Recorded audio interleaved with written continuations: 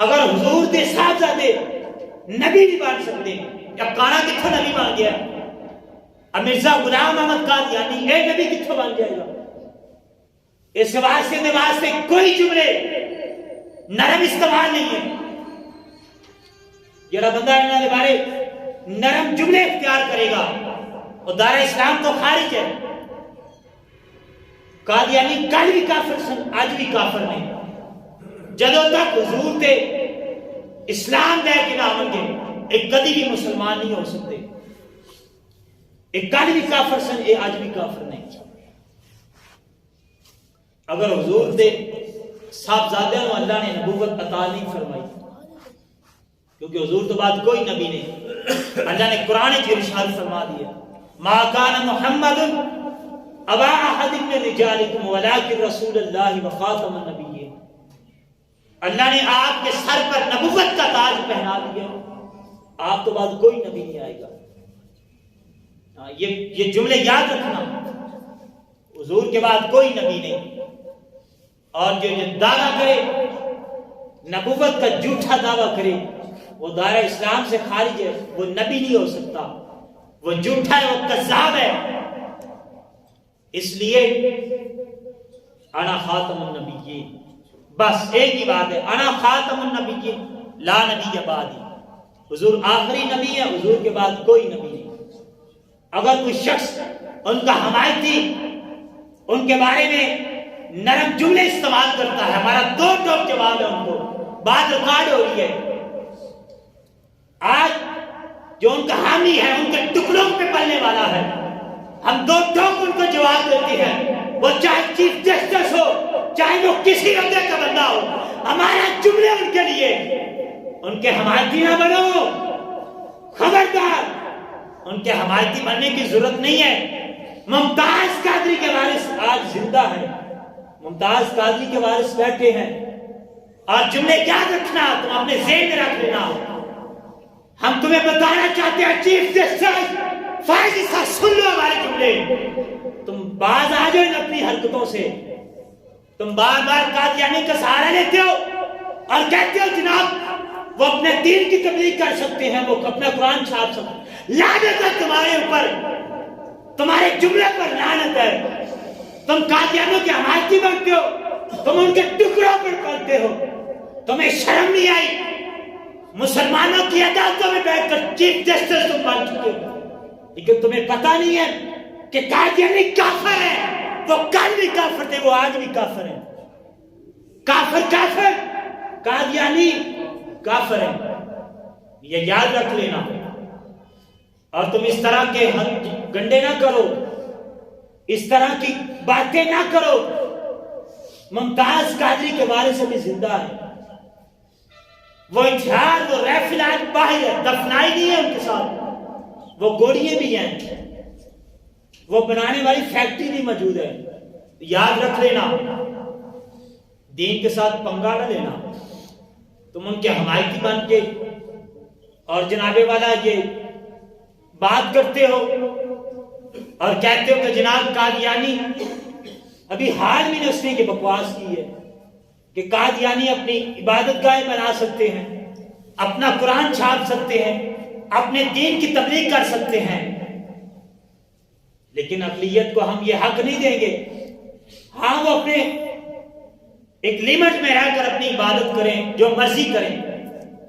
ان کے چرچ ہیں، ادھر ہمارے دیپال پور میں ہیں، عیسائیوں کے چرچ ہیں، ان کی عبادت گاہ ہے، کر لیں اپنی عبادت، ہم نے کبھی کسی کو چھیڑا نہیں ہے، لیکن اسلام کے ساتھ پنگا نہ لینا، اور ختم نبوت پر کسی کو ہم بات کرنے کی اجازت نہیں دیں گے، چاہے وہ کوئی بھی ہے، چاہے وہ چیف جسٹس فائز عیسیٰ کیوں نہ ہو، ہم کسی کو یہ حق نہیں دیں گے، کیونکہ اللہ تبارک و تعالیٰ نے خود ناموس رسالت پر پہرا دے کر ہمیں بتایا ہے کہ نماز 5 وقت، دن میں 5 وقت تم نے نماز پڑھی، تمہارے اوپر فرض ہے، لیکن ناموس رسالت پہ پہرا دینا سانس کے ہر حصے پر فرض ہے۔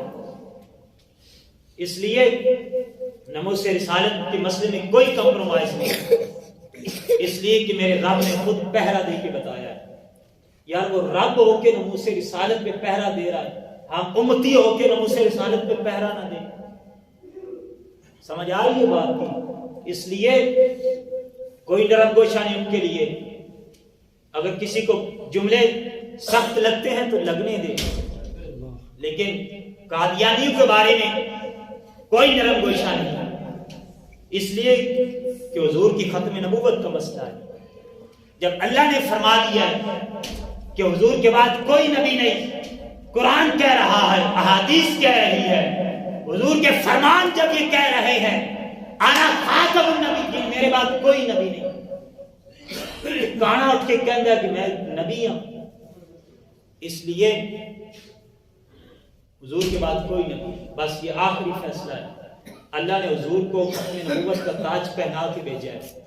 جب اللہ نے فرما دیا کہ میں کارخانے نبوت کا دروازہ بند کر دیا ہے، اب حضور کے بعد کوئی نبی نہیں، اگر کوئی نبی آئے گا تو وہ نبی بن کے نہیں آئے گا، وہ حضور کا امتی بن کے آئے گا۔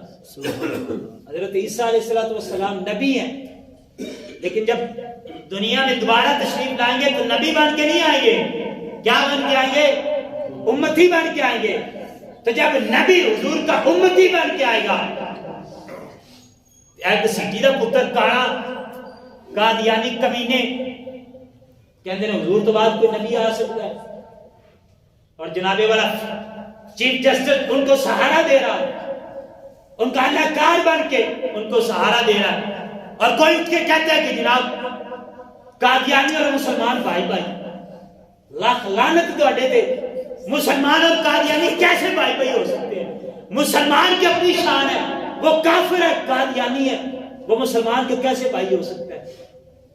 اس لیے ختم نبوت پہ پہرا دینا ہے، ہر حال میں پہرا دینا ہے۔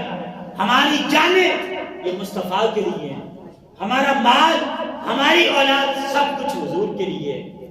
اس لیے ہم نے رہنا ہے دنیا میں، حضور کی ختم نبوت پر پہرا دینا ہے۔ اور یاد رکھیے گا، جس نے ختم نبوت کے ساتھ ٹکرایا ہے، ہم اینٹ سے اینٹ بجا دیں گے، اس کو دنیا میں رہنے کا کوئی حق نہیں ہے جو حضور کی ختم نبوت پہ ڈاکہ ڈالے۔ جو 295 سی کے ساتھ غداری کرے گا، اس کو چھیڑ خانی کرے گا، ہم اس کو دنیا کے اندر رہنے کا کوئی حق نہیں دیتے۔ اس لیے دو لفظوں میں یہ بات فائل کی سطح پہنچے گی انشاءاللہ، یہ نیٹ پہ جائے گی اور ریکارڈ بات ہے۔